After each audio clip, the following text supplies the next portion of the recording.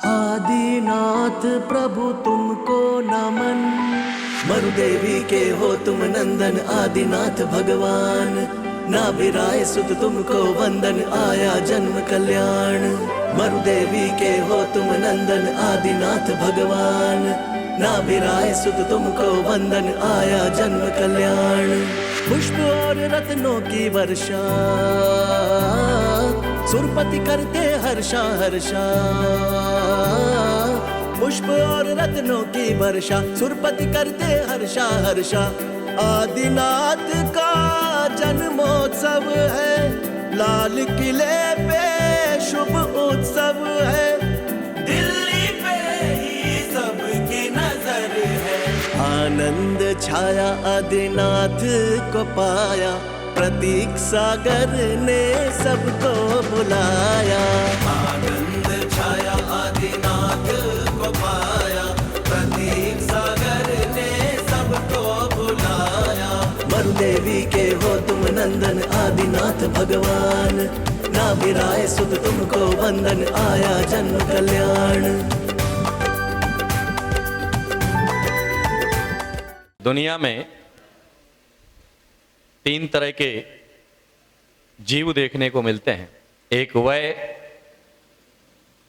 जिनके पास जीवन है मगर गति और दिशा नहीं है। एक वह जिनके पास जीवन भी है, गति भी है। और एक वह जिनके पास जीवन भी है, गति भी है और दिशा भी है। जिनके पास सिर्फ जीवन है वह वृक्षों की तरह जिंदगी जिया करते हैं। जिनके पास जीवन और गति है वह जानवरों की तरह जिंदगी जिया करते हैं। और जिनके पास जीवन, गति और दिशा तीनों हैं वह इंसानों की तरह जिंदगी जिया करते हैं। अगर आपकी जिंदगी में सिर्फ जो है जीवन को ही जी रहे हैं आप, अगर खाओ पियो ऐश करो की जिंदगी आपने बना करके रखी है, तो मान करके लगिएगा कि वृक्षों की जिंदगी में और आपकी जिंदगी में कोई फर्क नहीं है। और अगर आप जी रहे हैं, दौड़ भी रहे हैं, लेकिन जाना कहां है इस बात का पता नहीं है, तो आप जानवरों की जिंदगी जी रहे हैं। और अगर आपको अपने लक्ष्य का पता है तो आप इंसान की जिंदगी जी रहे हैं। अब आपसे मैं जानना चाहता हूं कि आपकी जिंदगी का लक्ष्य क्या है? आपकी जिंदगी का लक्ष्य क्या है? कोई कहेगा कि इंजीनियर बनना हमारी जिंदगी का लक्ष्य है। कोई कहेगा कि अच्छा बिजनेसमैन बनना हमारी जिंदगी का लक्ष्य है।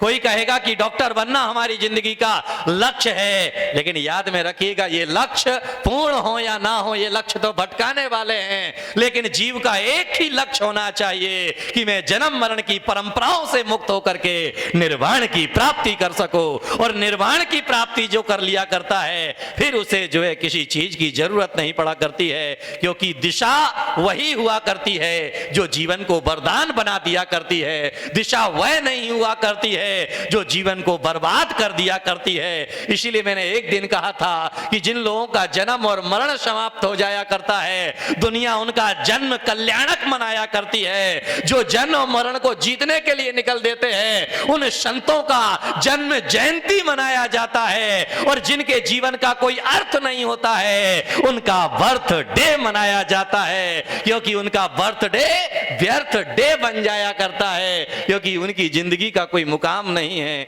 उनकी जिंदगी का कोई मकसद नहीं है। इसीलिए तो वह केक के ऊपर मोमबत्ती लगाकर पहले जो है सभी लोग जो है पास में खड़े हो जाएंगे जिसका बर्थडे है, व्यर्थ डे। जिसका बर्थडे है वह केक के सामने जाकर के खड़ा हो जाएगा। और वैसे भी कहा जाता है कि जैन दर्शन में काटना और बुझाना हमारी दुनिया में नहीं सिखाया जाता है, क्योंकि भारत देश प्रकाश का देश है, अंधकार का देश नहीं है। भारत शब्द को अगर संधि विच्छेद किया जाए, भा यानी भास्कर, रा यानी रथ, जो प्रकाश में रत है वह भारत हुआ करता है, और जो अंधकार में रत है वह पाश्चात्य देश हुआ करते हैं। इसलिए भारत की संस्कृति बुझाने की संस्कृति नहीं है, भारत की संस्कृति जलाने की भी संस्कृति नहीं है। अरे भारत की संस्कृति प्रज्वलित होने की संस्कृति है। इसीलिए दीप जलाया नहीं जाता है, दीप प्रज्वलित किया जाता है। याद में रखिएगा,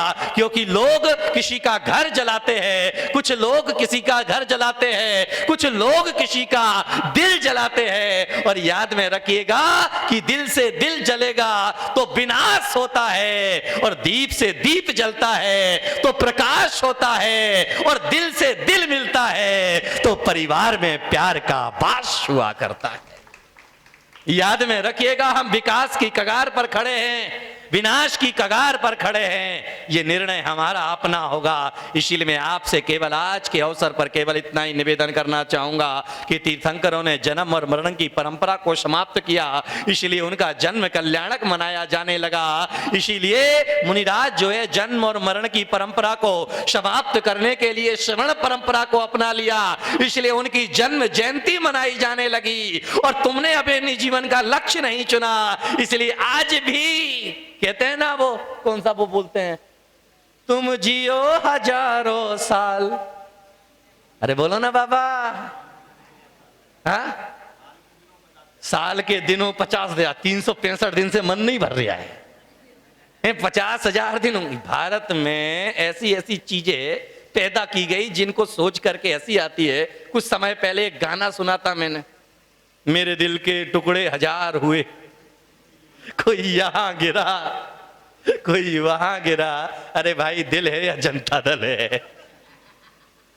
ये कहीं पर भी गिर रहा है, और दिल टूटता भी है और फिर जुड़ जाता है। कई बार हम कहते हैं तूने मेरा दिल तोड़ दिया, और खुद थोड़ी सी मीठी मीठी बातें की, फिर से दिल जुड़ गया। याद में रखिएगा कि भारत रिश्ते केवल बनाने का देश नहीं है, भारत रिश्ते निभाने का देश है। रिश्ता बनाना तो सिर्फ अरब कंट्रियों का काम है, और रिश्ता निभाना से हमारी भारत की संस्कृति का काम है। एक रिश्ता बाप और बेटे के बीच में स्थापित होता है, एक संबंध माँ और बेटे के बीच में स्थापित होता है, और एक संबंध गुरु और शिष्य के बीच में स्थापित होता है। माँ बेटे के संबंध जो हुआ करते हैं वह मातृत्व भाव से भरे हुआ करते हैं। पिता और पितृ के बीच में जो संबंध हुआ करता है वह संबंध खून का हुआ करता है, और गुरु और शिष्य के बीच में जो संबंध होता है वह आत्मा का संबंध हुआ करता है। क्योंकि वह तुम्हें चेताने के लिए आता है कि तुम्हारे 40 साल खत्म हो चुके हैं, मौत तुम्हारे पास जो है और आगे बढ़ चुकी है। क्योंकि याद में रखिएगा कि अब वो समय चला गया कि आदमी 100 साल जिए, अब वह समय चला गया कि 105 साल जिए। अरे आजकल 100 साल और 105 साल जीने वाले लोग नहीं मिलेंगे। आजकल तो औसतन आयु 60-70 साल से ज्यादा आदमी ऊपर बढ़ता नहीं है। तो विचार करिएगा कि जिसके 40 साल पूरे हो गए उसकी जिंदगी में अब समय कितना बचा है? अरे बोलो ना बाबा, लॉस होने पर आप खुशी होंगे या दुखी होंगे? है नहीं, आपको जो है 5 लाख रुपए का घाटा लगा तो आप नाचोगे, ओ मजा आ गया, मेरे को 5 लाख रुपए का घाटा लगा, आज तो बल्ले बल्ले, आज तो पार्टी होगी, आज तो केक कटेगा, आज तो मोमबत्ती जलेगी, आज तो रोशनी होगी। ऐसा कुछ होता है? तो फिर बताओ, तुम्हारे जीवन से जो है जितने जितने बर्थडे आते हैं उतने उतने साल तुम्हारी जिंदगी से कम हो गए हैं, तुम्हारे जीवन की अवशेष कम हो गए हैं, और तुम नाच रहे हो happy birthday to you, happy birthday to you, happy birthday to you. अरे क्या भाई, जन्म दिवस चेतावनी दिवस के तौर पर मनाया जाना चाहिए। माना जाना चाहिए कि मृत्यु और हमारे नजदीक आ चुकी है, मृत्यु हमारे दरवाजे पर दस्तक दे, उसके लिए हम मृत्यु का स्वागत करने के लिए खड़े हो जाए। भारत देश, भारत की संस्कृति, भारत का अध्यात्म इस बात की ओर प्रेरित करता है कि केवल यहाँ पर जन्म को ही महोत्सव बनाने की बात नहीं की जाती है, यहाँ पर मृत्यु को भी महोत्सव बनाने की बात की जाती है। विवेकानंद से किसी ने जाकर के पूछा कि विवेकानंद जी, आप किस तरह से अपनी जिंदगी जीना चाहते हैं? तो विवेकानंद ने कहा कि मैं जीवन तो गीता की तरह जीना चाहता हूं, भगवत गीता के अनुसार मैं अपने जीवन का यापन करना चाहता हूं, लेकिन प्राणों का विसर्जन मैं तीर्थंकर महावीर की तरह करना चाहता हूं। महावीर की तरह प्राणों का विसर्जन करने का मतलब है मृत्यु को महोत्सव बना लेना। और जो व्यक्ति मृत्यु को महोत्सव बना लिया करता है, क्योंकि मृत्यु ही एक ऐसी चीज है जो अच्छे अच्छों के दिमाग ठिकाने लगा देती है। जैसे ही आदमी मौत दरवाजे पर दस्तक देती है, आदमी के सारे पैर लड़खड़ाने वाले वह संभलना प्रारंभ कर दिया करते हैं। अरे मैं आपसे पूछना चाहता हूं कि अगर आपको पता लग जाए कि आप 7 दिन बाद मरने वाले हैं, तो आप किसी को गाली दोगे? अरे बोलो ना बाबा, दोगे या नहीं दोगे? क्यों? 7 दिन बाद तो जाना है। अगर पता लग जाए कि 7 दिन बाद तुम्हारी मृत्यु होने वाली है, तो किसी को धोखा दोगे? अरे बोलो ना बाबा। जितने लोग बैठे हैं ये सब 7 दिनों के अंदर मरने वाले हैं, उसमें मैं भी हूं, महाराज भी है। क्योंकि यहाँ जितने बैठे, एक बाप अपने बेटे को लेकर के आया, बोले बाप, जो बेटे ने पूछा, बोले महाराज श्री बताइए हमारे पिताजी की जिंदगी कितनी है? मैंने कहा कि 7 दिनों के अंदर मरने वाले हैं। बोले महाराज ये बताइएगा कि हमारी जिंदगी कितनी है? मैंने कहा तू भी 7 दिनों के अंदर मरने वाला है। और उसके तो जो है चेहरे पर पसीना टपकने लगा। अरे मेरा बाप 7 दिन के अंदर मरे समझ में आता है, लेकिन मैं तो अभी 30 साल का ही हूं, और मैं अगर 7 दिन के अंदर मर जाऊंगा तो कैसे काम चलेगा? इसीलिए तो कहा जाता है कि ये जिंदगी को संभाल करके कदम कदम फूंक करके रखो। इसलिए आज यहाँ पर जो है जन्म जयंती मनाने के लिए यहाँ पर उपस्थित हुए कुछ लोगों ने कहा कि आज तो दशहरा का दिन है, अरे रावण जलाया जाएगा। याद में रखिएगा कि पुतला रावण का हर वर्ष फूका जाता है, लेकिन मन से जिस दिन कामना और वासना का रावण दहन हो जाए, उस दिन निर्वाण की प्राप्ति तुम्हारी निश्चित हो जाएगी। उस दिन तुम्हारी निर्वाण की यात्रा निश्चित हो जाएगी, और वह जब ही संभव होगी जब तुम्हारी गति सुधारोगे तब। तुम्हारे जीवन का कोई मंतव्य होगा, तुम्हारे जीवन का कोई लक्ष्य होगा, तुम्हारे जीवन का कोई बिंदु होगा, तब कहीं जाकर के तुम उस बात को प्राप्त कर सकोगे। इसलिए मैं आज केवल इतना ही निवेदन करना चाहूंगा। आज मेरी जिंदगी के 40 साल पूर्ण हो गए। एक सज्जन मेरे पास बैठे थे, महाराज आप 40 साल के हो केवल, मैं तो आपसे बड़ा हूं। मैंने कहा बैठ जा मेरे तख्त पे, आ जा। मेरे से बड़ा है तू, 40 साल से बड़ा है, आजा मेरे तख्त पर जाकर के बैठ जा।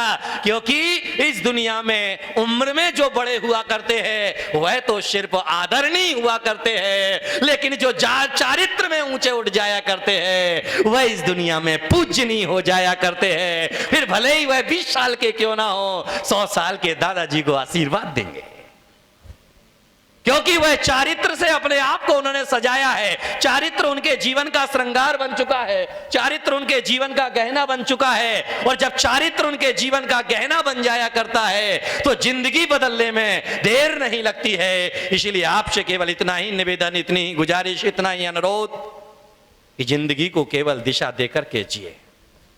केवल जिंदगी में मुर्दों की तरह जिंदगी ना जिए, वृक्षों की तरह जिंदगी ना जिए, पशुओं की तरह जिंदगी ना जिए। और जीना ही है तो ऐसे जिए कि आने वाला समय तुम्हें याद कर सके। क्योंकि दुनिया में कहा जाता है कि देव अमर हुआ करते हैं, अमृत पीते हैं, इसलिए देव अमर हुआ करते हैं। लेकिन मैं आपसे कहना चाहूंगा कि वह व्यक्ति भी दुनिया में अमर हो जाया करता है जो लिखने पढ़ने लायक कुछ लिख जाता है, वह भी इस दुनिया में अमर हो जाया करता है। या लिखने लायक कुछ या तो कर जाता है तो अमर हो जाता है, या पढ़ने लायक कुछ लिख जाता है तो अमर हो जाया करता है। आप दोनों में से एक काम जरूर कर लीजिए, या तो पढ़ने लायक कुछ लिख दीजिए तो युगों युगों तक तुम्हें याद किया जाएगा, या लिखने लायक कुछ कर जाइए तो युगों युगों तक याद रखा जाएगा। अन्यथा दुनिया तुम्हें याद रखने वाली नहीं है। अरे बाप मरेगा, 4 दिन रोएंगे, 5वें दिन दुकान जाके बैठ जाएंगे। याद में रखिएगा, क्योंकि 3 दिनों तक शोक मनाया जाएगा। 13 दिन तुम्हारी जो है पूर्ण आहुति दे दी जाएगी और उसके बाद जो है सब अपने अपने काम में लग जाएंगे। साल में फिर एक बार याद किया जाएगा, वह भी टाइम निश्चित करके। लेकिन याद में रखिएगा, इसीलिए तुम मर जाते हो तो तुम्हें स्वर्गीय शब्द से संबोधित दिया जाता है। लेकिन संत जब इस दुनिया से जाता है तो वह स्वर्गीय नहीं होता है, वह समाधिस्थ होता है। क्योंकि जो आत्मरस होता है वह समाधिस्थ होता है। लेकिन जो व्यक्ति केवल भोगों की शैया पर लेटा रहता है उसे ढक करके ले जाया जाता है। जानते हैं आप जब मरोगे तो आपको जो है अर्थी बनाई जाएगी और अर्थी पर आपको क्या किया जाएगा? अरे बोलो ना बंटी, क्या किया जाएगा?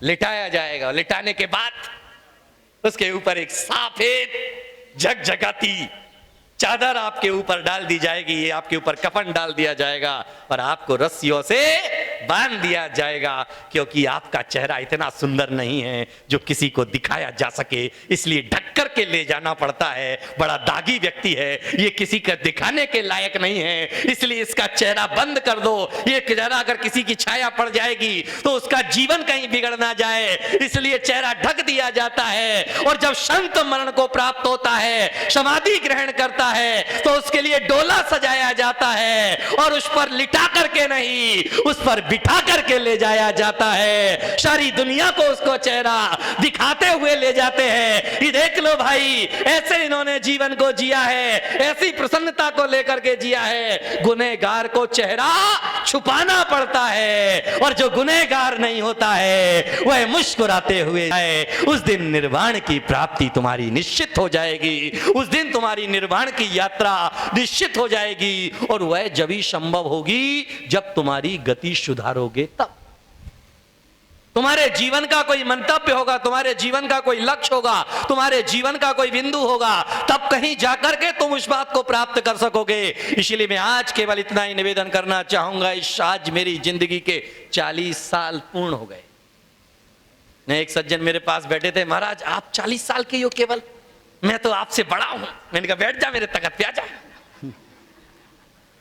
मेरे से बड़ा है तू, 40 साल से बड़ा है, आजा मेरे तख्त पे जाकर के बैठ जा। क्योंकि इस दुनिया में उम्र में जो बड़े हुआ करते हैं वह तो सिर्फ आदरणीय हुआ करते हैं, लेकिन जो चारित्र में ऊंचे उठ जाया करते हैं वह इस दुनिया में पूजनीय हो जाया करते हैं। फिर भले ही वह 20 साल के क्यों ना हो, 100 साल के दादाजी को आशीर्वाद देंगे, क्योंकि वह चारित्र से अपने आप को उन्होंने सजाया है। चारित्र उनके जीवन का श्रृंगार बन चुका है, चारित्र उनके जीवन का गहना बन चुका है। और जब चारित्र उनके जीवन का गहना बन जाया करता है तो जिंदगी बदलने में देर नहीं लगती है। इसलिए आपसे केवल इतना ही निवेदन, इतनी ही गुजारिश, इतना ही अनुरोध कि जिंदगी को केवल दिशा देकर के जिए।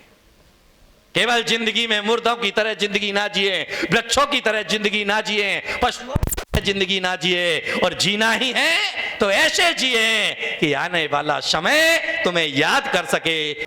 कार्यक्रम प्रस्तुति दिगंबर जैन जागरण युवा संघ रजिस्टर्ड मुंबई। केंद्रीय कार्यालय 305 रानी सती मार्ग, मलाड ईस्ट, मुंबई 97। दिल्ली कार्यालय D319 गली नंबर 11, हृदयपुरी, शाहदरा, दिल्ली 93। अपने परिवार की ओर से मुनिश्री के कार्यक्रम का प्रसारण के लिए संपर्क करें 882697 77903 906533 0031।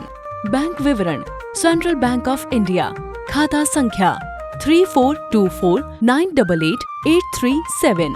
IFSC capital CB, small I, capital N 0280454।